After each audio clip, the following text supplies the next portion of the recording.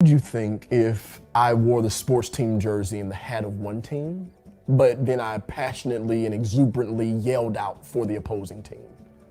You would think that my life was inconsistent and that I needed to address this issue by either taking off the jersey and the apparel I had on and put on the items that are consistent with the team that I'm rooting for, or that I needed to declare my allegiance to the team whose clothing I wore.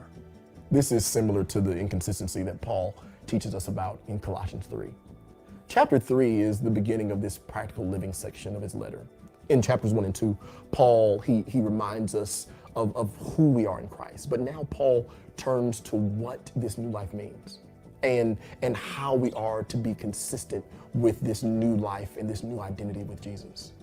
See, because we're raised with Christ, we're new people.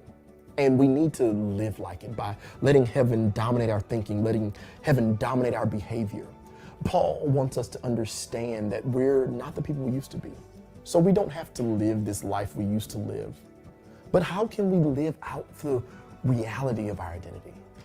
May we acknowledge and embrace that something supernatural has happened.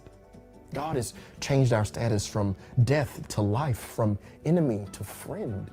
Because of the death and resurrection of Christ, we have this opportunity to choose to live differently, a new way of living.